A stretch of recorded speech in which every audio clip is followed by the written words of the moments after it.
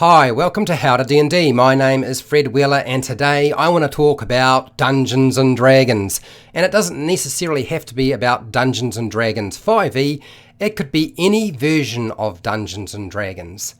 And I've been hanging out for quite some time. I was really reluctant to do a video on this topic because it is so contentious and usually it's the type of video that could wind up with a lot of my subscribers leaving or a lot of very upset people in the comments section. So this is why I haven't really talked about metagaming.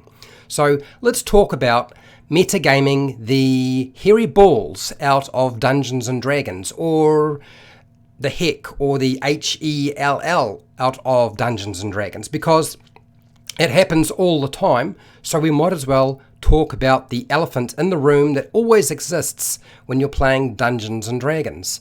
So the first question is, look, what the heck is metagaming? Metagaming, for those of you who don't know, is when a player takes their own personal knowledge and information, what they know, and they incorporate it in their playing of the game when in fact their character would not know the information that they know as a player, and they wouldn't be able to actually use that information. So it's kind of, metagaming is viewed as cheating. Now, when I say a player, I don't honestly mean just a person who plays a character, because I do believe that dungeon masters can metagame too. I know a lot of people are going to say, Fred, dungeon masters can't metagame. It's not possible. And if they were, they're allowed to. And that's all fine. But I want to sort of point out a few things about metagaming before you start jumping to any conclusions. Maybe I will change your mind, maybe I won't. So let's talk about how you can metagame. There are lots of different ways, right? So let's talk about all the different ones that I know of, that I've seen at my table used many times. The first one is, why don't you crack open a good old book and read some of the published Wizards of the Coast's adventures? Because as a player, if you read the adventure, then you've got a good idea of what's going to happen next. And by doing that, then of course the Dungeon Master can't spring some sort of horrible surprise on you and your character wind up dying, and therefore you have to make another character. And often this is why a player will go and read the adventures, because they don't want to have their character die. They're so invested in it. And also they view it as a game where there is a winner or a loser. And therefore, one of the easiest ways to actually make sure you win the game, if that's how you view the game, is to go and look at all the walkthroughs and the playthroughs and check out, do a bit of intelligence, do a bit of research. So reading the adventures before the Dungeon Master can run the game certainly is classified as metagaming. Oh, this is my favorite one. This is quite a common one as it happens. Why don't you just settle down, find a nice cozy spot and read and memorize the entire monster manual. Now that's not always, that's pretty obviously metagaming, and it certainly seems like you are cheating, but I've heard the saying from many people, well, look, I use the monster manual. I'm not a dungeon master, but I'm using the monster manual because my kids really enjoy the lore in the book, and I read out those sections. I'm not actually looking at the stat block and all of the mechanics behind the game for that monster. No. No, it's just because I like reading the fluff. That might be the case, but you are also reading the stat block. So I think that definitely classifies as metagaming. And it's very hard not to metagame if you are a dungeon master and you're being a player, because the chances are you will remember a lot of the stat blocks in the monster manual. It's just how it is. And if you play as a player long enough, you'll probably remember many of the attributes of a monster that you've come across before. Now, your character may never have come across that monster, but you have as a player. But we're going to say that's definitely metagaming. Certainly another type of metagaming. Oh, this is the one that sort of can be very easy to do, and that is, let's just peek over the Dungeon Master's screen and have a good look there. Oh, I can see what he's rolling, I can see his notes, but more importantly, I can see what the map sort of indicates. Which way should we go? Are we going to go left? Are we going to go right? Or of course you've got a Dungeon Master who has just a Dungeon Master screen and actually nothing behind it, and that's a bit of a shock, I'm sure. But peeking over the Dungeon Master's screen is probably classified as metagaming. I think we can definitely call that a metagame. Oh, I love this one. This is the one that really can sort of throw things for a twist, and that is, I rolled really bad. I rolled a 1. I rolled a 2. I rolled really low. It's time to insist that everybody in your entire party get to roll a 20-sided dice if a check is clearly far too low when you've probably failed it. What we want to do is succeed, because bad things happen when we fail. And this is I've got to roll. Why can't Bruce and George and Jill also roll? It seems reasonable to me. And then, of course, you get into discussion, and, of course, all the players want to roll a dice. And if you've got 4 or 5 players all rolling a 20-sided dice, the chances are somebody's going to roll a high number rather than a low number. So I think that definitely is classified as metagaming when you know what the numerical value is that you've rolled is going to be low, and you don't really want a low number, because usually low is bad in Dungeons and Dragons. This is definitely a bad one, and that is reading the Dungeon Master's notes when they leave the table. Now, of course, you can try and read the notes while they're at the table. Might be a bit difficult, but certainly once they've got to go to the toilet, or they've got to get some food or drink, or they've just got to go and they've forgotten something, they've left the oven on or something like that, they've got to go and do something, get something out of their car, and this is a good opportunity to sort of meander, have a good look through the rules that he's put out and laid out for you, and there's all of his notes. So now we know exactly what's going to happen, unless of course he realizes that we are going to read his notes and he's left some notes that have nothing to do with the adventure that we're going to be playing. Let's hope that's not the case. So reading the Dungeon Master's notes is definitely metagaming in some way. Here's one that might throw a few people for a little curly one, and that is, what about if we provide positive feedback on playtesting rules that build metagaming specifically into the core rules? There wasn't metagaming there before, or there wasn't very much, and now if we give positive feedback on rules and class features that involve metagaming, then that means the designers are probably going to put that into the rule system. We've now built metagaming into the system, and therefore we don't have to argue with the Dungeon Master about things we would like to metagame, because it's already there. I think a good example for me would be D&D Next, which is now Dungeons & Dragons 5e. Now, not to say that I don't like Dungeons & Dragons 5e, or I had any issues with D&D Next, but let's get real, I'm sure some of that was taking place at some point somewhere along there. Okay, next on the metagaming, and that would be, let's take a bit of time. There are a few rules that we don't particularly like, so let's pressure the game designers at Wizards of the Coast and get them via the internet, social media and various other methods to embrace metagaming, because really then if we've got them on board, then we don't need to worry about metagaming, and our Dungeon Master's got nothing to really argue with us about, or any other player, because it's already baked in. Sort of a little bit like the last comment that I made, but you get the idea. Let's just apply a bit of pressure.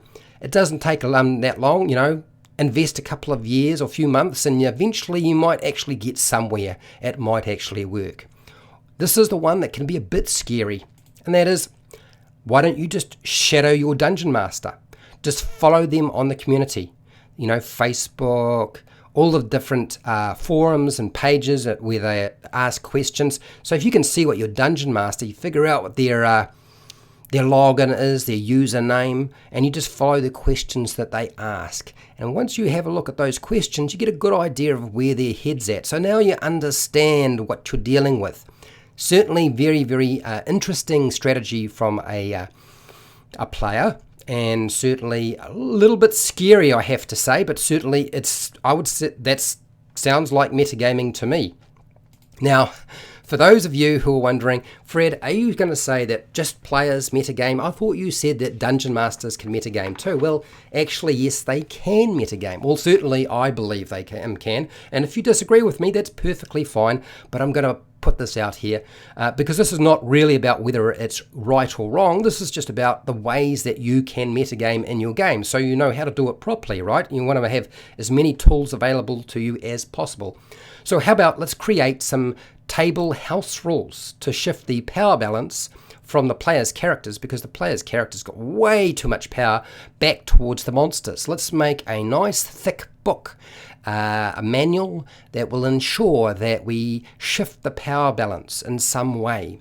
That way we don't need to worry about having to sort of rejiggy everything if we build in these house rules. And of course it's only a little bit of light reading for the players to do. Yes, why not we do that? I think that's definitely going to be classified as metagaming by the Dungeon Master in some way. Oh, this is the one I love. This is a good one. Why don't you spend your time as the Dungeon Master checking through, reading and noting down the player's characters' abilities. All of your players' characters' abilities and features that they have. If you take a few notes, then you can figure out, that really impressive strategy and tactic that they've been using multiple times. Do a little bit of research, then you can figure out how to counter that. That's another story, but I mean, you have to, Fred, you have to read the character sheet to make sure they haven't filled it out incorrectly. Well, of course, that seems reasonable to me. But when you start reading and checking things and making sure that you've got a good idea of how all of the different characters can put their abilities together, I think that's definitely falling in the realm of metagaming. I'm not saying you shouldn't do it, but I think it definitely falls in the realm of metagaming. This is another one where it sort of follows on from this idea, and that is planning counter strategies to known player tactics, so you know that your players use a particular tactic in the game. Now that we know this, all we need to do is take a bit of time and come up with some strategies. We jump on the internet, have a talk to some friends and other dungeon masters, and come up with some clever strategies. There's bound to be somebody on the internet making, articles on monster tactics, or maybe monster tactics on YouTube. There's bound to be somebody doing that, and we can go and check out that stuff, and then that'll help us counter some of the strategies that our players are using. Or if we watch some of the other channels and some of the other articles that are on the internet and talk to a few people, we can come up with some better strategies for dealing with some of the players' tactics. I think that certainly seems to feel like it's falling into the metagame bucket as well. Certainly, we've got lots of different ways to metagame so far. It's been working out quite well, I have to say. All right, the next one of my favorites. I use it constantly. In fact, I'm almost married to this one. Modifying and building monsters because the players remember the monster manual stat blocks. So let's see. Now they know this monster. It's a Cyclops, but if I put a horn on it and change it a little bit, it'll give it a few more resistances and immunities, maybe pump out a bit more damage, a few more hit points. Well, it doesn't quite look like the same monster it was before. In fact, that turtle. That turtle's a totally different turtle to the one in the monster manual, because I want my monster manual turtle to be awesome and impressive and challenging and scary. I don't really want it to be crushed like a bug, because my players know exactly how it works. I think that definitely falls under metagaming. Yes, I think that does too. Here's a good one, and that is, let's think about the Matrix. Changing things in the Matrix. What about changing the published adventures? When the players buy the books and read them, you know they've bought the book. You know they read the book. So now what have you got to do? Well, you feel like you have to change stuff because now they know what's coming. And so they've metagamed. Well, they metagamed, so I'm going to have to metagame to change that back, to change the power balance, and to get a bit more sort of excitement in the game. Because now if I change it, they don't know what's going to happen. And that's the whole point, right? Is not to know what's going to happen. It sort of feels like changing the published adventures because we know the players are metagaming, so we have to metagame. It feels like metagaming as well, because we're changing stuff. We know that they're doing that, so we're doing a lot of stuff that sort of seems a little bit odd. It's almost as if it's a recurring pattern. It forms some sort of circle or cycle of some kind. Oh, here's a really good one, and that is, they have figured out this really cool strategy. And this combination is so impressive that we have no choice but to nerf the game mechanics that are extremely beneficial. Any rules that are extremely beneficial for the player's character, we need to change them around. We have to nerf them down, make them less powerful, because if we don't, it's going to be way too easy, and how can we possibly challenge them if we do something like that, if we allow that to take place? So we've got to nerf it down. Sort of feels like that might be metagaming again. This is this ugly cycle, although maybe it's just a natural process of playing the game. Oh, this is a good one. Using your phone to check monster stat blocks if you are not the dungeon master. This is more players. I mean, as a dungeon master, using your phone to check the monster stat blocks seems perfectly fine because you need to know what they are. As a player, well, we don't want to be carrying around a big heavy book because that's pretty obvious, but if I have my phone, it just looks like I'm texting, but I'm actually looking up the monster stat block for the big monster, and standing in front of me, there's a Hydra coming. I need to really have a good idea of how many hit points it has, what its armor class is, what sort of resistances, how fast it moves, and generally what it will do. So yes, I think that's definitely going to be classified as metagaming in some form or another. Oh, this is one I love. I've used this as a player many times for those of you who are unaware, and that's text messaging to gather information either on the adventure, so you can jump online and have a look at what sort of the adventure is, some walkthroughs, some information on it, or so you can communicate with another player. Sometimes they won't even know. If you do it underneath the table, they won't even see that phone. Or you might even decide to use the text messaging to communicate with your dungeon master and get additional information if they are willing to give it up. A few extra pizzas that they particularly like might work quite well. Or this is the scary one, that's stalking them on social media using text messaging and an email. It sort of feels a little bit like metagaming to me as well. So I think I've tried to indicate and make the point that there's this cycle, and the cycle is the player's metagame, and then the dungeon master counters by metagaming, which means that the players then metagame again to counter the metagaming from the dungeon master. In some cases, some dungeon masters skip the step where the players metagame and go straight to the metagame before the players have had a chance to actually metagame, and therefore the players feel they have to metagame. They're followed up by a counter metagame by the dungeon master, and the cycle goes on endlessly until one of us all perishes, or we get frustrated with the whole situation and decide that everybody's cheating and we're going to go and play at a different table. So I don't know that this video was supposed to be educational or informative, but if you understood the message that I was trying to communicate today, hit the thumbs up button. If you are completely confused and you have no idea what I am on about and whether you actually want to continue watching my channel, then maybe the thumbs down button is the right button for you. Now, if you want to keep watching content like this, hit the subscribe button. If you're not subscribed, hit the bell button to also be notified when I'm live and when I publish new videos, because as it happens, I do actually publish quite a few different videos, and you're welcome to check them out if you want to. Now, if you want to support my channel so I keep making videos like this, then you did so by watching this video, and thank you very much. I do appreciate it. If you want to continue to support me, watch more of my videos. I have hundreds of videos for players and dungeon masters that you can check out wherever you like. There's a huge range, nice wide range of videos. I don't do Patreon, but I do have affiliate links down in the description for the book depository and Amazon, where you can buy stuff online. And essentially, I get a small commission and you pay exactly the same price. And that basically helps me buy stuff and keep the channel running.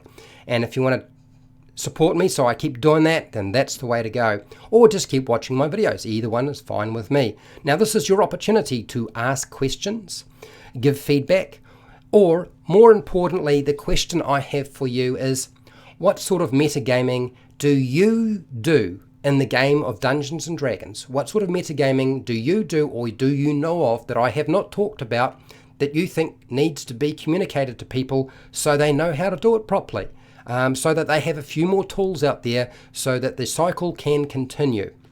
Please, by all means, share with me your views and your knowledge, because we can all learn from each other. Because, as I said, we have a party here of 4 characters, and plonking down a Hydra might seem like a good idea, but, if somebody else decides to show up to the table, somebody was a bit late, and suddenly we've got a paladin in the mix, and we know that the paladin can smite, and then the combination with all the other characters just means that things are going to get more difficult. Well, we can always throw in a couple more monsters, can't we? As the dungeon master, nobody's ever going to know that we didn't actually have them planned in the first place, but we'll just chuck in a couple of Grellions just to make it a little bit more interesting. And of course, if if our dungeon master is unaware, we might actually have some sort of spell. We might have a friend. We'll invite Dritz over for the day, and he's going to help us fight these monsters, up the ante just a little bit, just make it a little bit more interesting. And of course, our dungeon master is going to counter. Let's bring in some, I think like an enormous werewolf creature. That'll do it. And we can also bring in like a shambling mound, and how about like a nice big vine-like creature that could eat them? And really, if that's not enough, we just get ourselves a god. Just bring a god along, and we'll just stick the god down. Play the god card. That's always a good one. Let's play the god card. Nice god, nice god. Okay, and hey, that's all I have. Until next time, keep rolling those 20s.